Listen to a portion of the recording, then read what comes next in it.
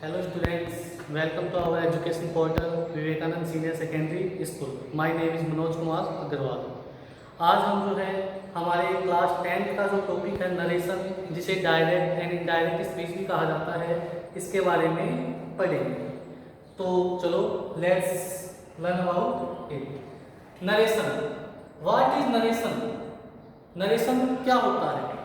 Narration जो है उसका मतलब होता है वर्णन करना। नरेशन के दो स्पीच होते हैं, direct speech and indirect speech. Direct speech जो है उसके अंदर स्पीकर के एक्चुअल जो वर्ड्स हैं उनको कहा जाता है या फिर लिखा जाता है, जबकि इनडायरेक्ट स्पीच में जो स्पीकर के वर्ड्स हैं उनमें नेसेसरी चेंज करके अपने शब्दों में लिखा जाता है। For example, he said to me, I am a doctor. This is direct speech. He said to me, I am a doctor. इसका जो इनडायरेक्ट स्पीच है वो किस प्रकार बनता है? He told me that he was a doctor. देखा आपने, ऊपर है he said to me I am a doctor, नीचे he told me that he was a doctor। तो हमने जो डायरेक्ट स्पीच के जो वर्ड्स थे उनको हमने इनडायरेक्ट में कुछ वर्ड्स के अंदर परिवर्तित किया है। तो ये कौन कौन से जो चेंज होते हैं उनके बारे में हम पढ़ेंगे। तो देखो, इनको कौन कौन से टाइप्स में क्लासिफाई किया है उसके अकॉर्डिंग हम डायरेक्ट से इनडायरेक्ट बनाएंगे। तो there are 5 types of sentences. कि जो सेंटेंस है उनके 5 टाइप्स होते हैं। फर्स्ट टाइप कौन सा होता है? असर्टिव। सेकंड जो टाइप है हमारा वो होता है इंटेरोगेटिव। थर्ड जो हमारा टाइप है वो होता है इंपरेटिव। फोर्थ हमारा जो पार्ट है वो होता है एक्सक्लेमेटरी। And fifth optative. हमारे जो 5 टाइप्स के जो सेंटेंस होते हैं उनको अलग अलग रूल्स से, अलग अलग जो उनकी रिपोर्टिंग वर्ब है, अलग अलग उनके जो कनेक्टिव है उसके अकॉर्डिंग इनको चेंज किया जाता है। तो हम प्रत्येक के जो डिफरेंट रूल्स हैं उसके अकॉर्डिंग जो नरेशन के डायरेक्ट इनडायरेक्ट स्पीच है उनको बनाएंगे। तो फर्स्ट जो हमारा आता है वो आता है असर्टिव सेंटेंस।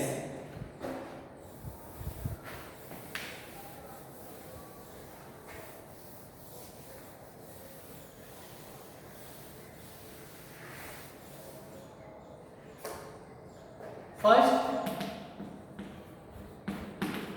Assertive sentence. ठीक है, तो rules for changing direct to indirect speech. Rules first,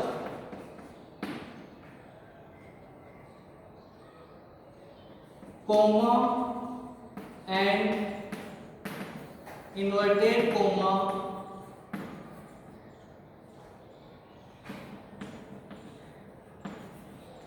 of direct speech are removed in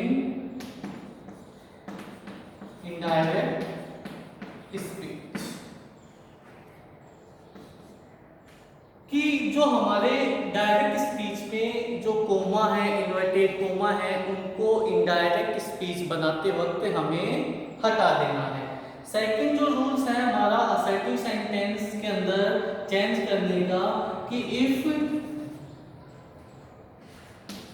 the reporting verb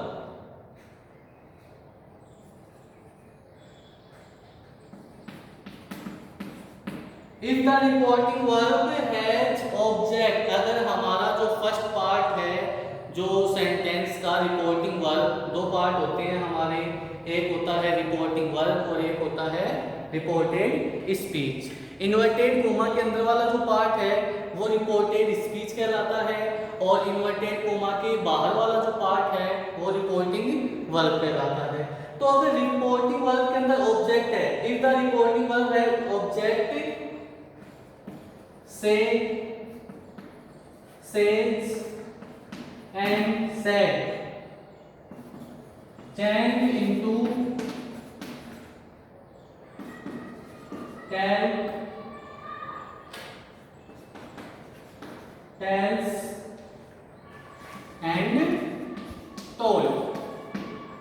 अगर रिपोर्टिंग वर्ब के अंदर ऑब्जेक्ट होता है तो उसमें से, सेड और सेड को जो है टेल, टेल्स और टोल्ड में चेंज कर देते हैं। इट मींस से का हो जाता है टेल, सेज का हो जाता है टेल्स और सेड का हो जाता है टोल्ड। नेक्स्ट जो रूल्स हैं हमारे, जो कनेक्टिव वर्ड है, connective that is used to join reporting verb and reported speech। इसमें जो कनेक्टिव दैट है वो रिपोर्टिंग वर्ब को और रिपोर्टेड स्पीच को ज्वाइन करने के लिए यूज किया जाता है। तो हमने बेसिक रूल्स पढ़े कि कोमा, इन्वर्टेड कोमा जो है उनको हटा दिया जाता है टैग बनाते समय। रिपोर्टिंग वर्ब जो है उसके अंदर अगर ऑब्जेक्ट है तो उसको निम्नानुसार चेंज कर देते हैं। से का टेल हो जाता है, सेज का जो है टेल्स हो जाता है, सेड का टोल्ड हो जाता है। कनेक्टिव जो है उसको हम दैट यूज करते हैं।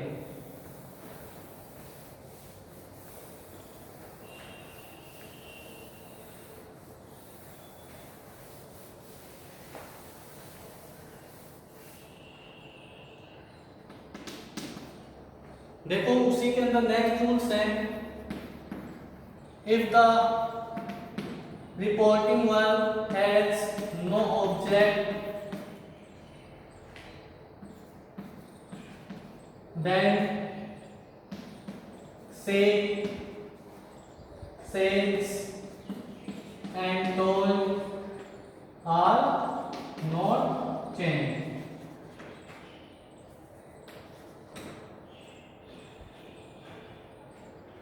कि अगर हमारी रिपोर्टिंग वर्ब में ऑब्जेक्ट नहीं होता तो से, सेज और टोल्ड जो है वो अनचेंज रहेंगे, उनमें कोई परिवर्तन नहीं होगा। रूल 5 है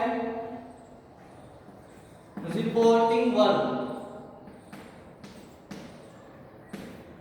reporting verbs tense cannot change। Reporting verb का जो टेंस है उसको बदला नहीं जाता है। तो अगला जो रूल है, there are 3 types of change in reported speech.